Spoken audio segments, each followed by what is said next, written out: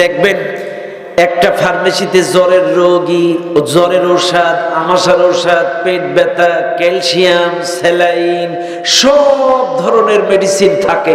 যখন যে রোগী যে প্রেসক্রিপশন নিয়ে আসে তাকে সেই প্রেসক্রিপশন অনুযায়ী সেই রোগের ঔষধ দিয়ে দেয়। কাজী একজন ইমানদার একটা ফার্মেসি ওর ফার্মেসিতে 6666টি আয়াতের কম বেশি যতগুলো আয়াত আল্লাহ নাজিল করেছে প্রত্যেকটা আয়াতের বিশ্বাস তার ভেতরে থাকবে।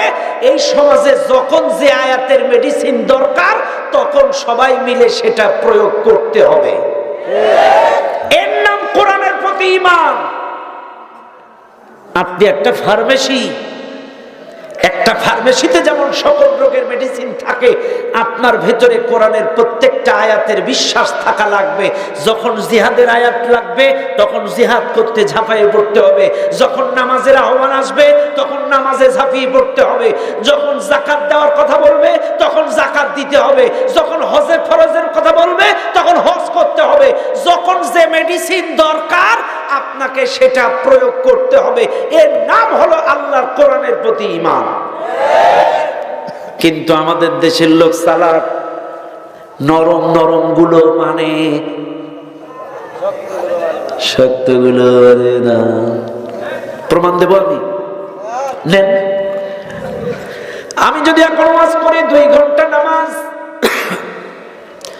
আকিমুস সালাত 2 ঘন্টা যদি নামাজ নিয়ে ওয়াজ করি একটা মানুষও আমার পরে অসন্তুষ্ট হবে না। আমি যদি পর্দা নিয়ে ওয়াজ করি, ওয়াকরনা ফি বুয়ুতিকুন্না ওয়ালা তাবাররাজনা তাবাররুজাল জাহিলিয়াতিল উলা ইয়া বানি আদম ক্বাদ আনজালনা আলাইকুম লিবাসান ইউয়ারি সাওআতিকুম ওয়া রিশা ওয়া লিবাসুত তাকওয়া। তাকওয়া ভীতি পোশাক নিয়ে পর্দা নিয়ে যদি ওয়াজ করি, 2 ঘন্টা যদি পর্দার ব্যাপারে বয়ান করি একটা মানুষও আমার পরে অসন্তুষ্ট হবে না। আমি যদি ওয়াজ করি উযকুরুল্লাহ যিকরান কাসীরা, জিকির করে মসজিদের দেয়াল কাঁপাও, জিকির ছাড়া উপায় নাই, একটা মানুষও আমার পরে অসন্তুষ্ট হবে না। আমি যদি ওয়াজ করি কুতিবা আলাইকুমুস সিয়াম, রোজার ওয়াজ যদি করি একটা মানুষও আমার পরে অসন্তুষ্ট হবে না। আমি যদি কিয়ামতের ওয়াজ করি, কিয়ামতের ব্যাপারে বয়ান করি, ফালিয়াউমা লা তুজলামু নাফসুন শাইআন ওয়া লা তুজজাউনা ইল্লা মা কুনতুম তা'মালুন, আমি যদি কিয়ামত নিয়ে ওয়াজ করি একটা মানুষও আমার প্রতি অসন্তুষ্ট হবে না। আমি যদি কবর নিয়ে ওয়াজ করি, ওয়াইদাল কুবুরু বু'থিরাত, কবর নিয়ে যদি কথা বলি একটা মানুষও আমার পরে অসন্তুষ্ট হবে না। কিন্তু আমি যদি বলি আলা লাহুল খালকু ওয়াল আমর আকিমুদ্দিন আল্লাযীনা আমানু ইউকাতিলুনা ফি সাবিলিল্লাহ, যারা ঈমানদার তারা আল্লাহর জমিনে আল্লাহর দ্বীন কায়েমের জন্য লড়াই করবে, এ কথা শুনলে অনেকেই অসন্তুষ্ট হয়ে যায়। আরো আসতে বলেন কেন? নামাজের আয়াত শুনলে রাগ করেন না, পর্দার আয়াত শুনলে রাগ করেন না, জিকিরের আয়াত শুনলে রাগ করেন না, কবরের ওয়াজ শুনলে রাগ করেন না, কিন্তু জিহাদের ওয়াজ শুনলে রাগ করেন কেন? এটা কি কোরআনের বাইরে নাকি? এটাও তো কোরআনের ভিতরে, এটাও তো কোরআনের আয়াত। আরে নামাজের আয়াত আসছে কোরআনে 83 জায়গায়, হজের আয়াত আসছে কয়েক জায়গায়, জিকিরের আয়াত আসছে কয়েক জায়গায়, পর্দার আয়াত আসছে কয়েক জায়গায়। কোরআনুল কারীমের মধ্যে 650 বেশি জায়গায় আসছে জিহাদের আয়াত। অথচ আমার দেশের লোক নামাজের কথা শুনলে রাগ করে না, কিন্তু জিহাদের কথা শুনলে কেন? তাইলে আপনার তো কোরআনের প্রতি বিশ্বাস নাই। আজকে আমার দেশের মসজিদগুলোতে দেখবেন তারাবির সময় 30টা ভিআইপি বাড়িতে হাফেজ সাহেবের খাওয়া থাকে। এই 30টা বাড়িওয়ালা যে হাফেজ সাহেবরে খাইতে দেয়, ওরা যদি জানতো হুজুর কি দিয়ে নামাজ পড়াইছে, ওরা কি খাওয়াইতো?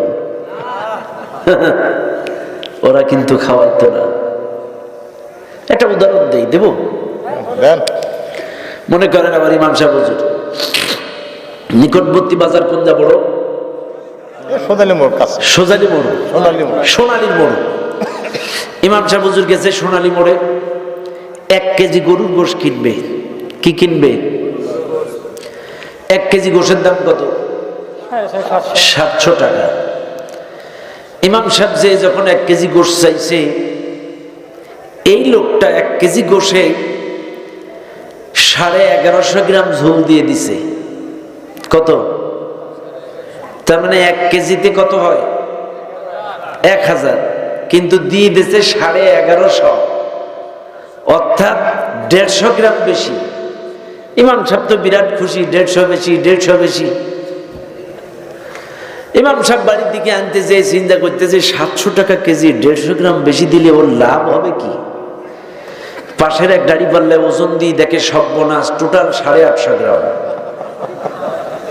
কত? তাহলে নাই কতটা? 300 গ্রাম নেই।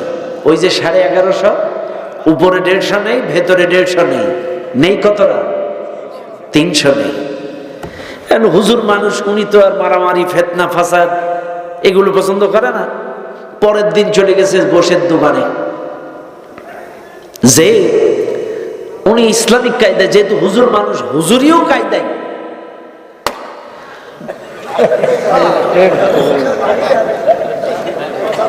হুজুর মানুষ, হুজুরিও কায়দায় গোশের দোকানে উনি কানে হাত দিয়ে কি বলছে?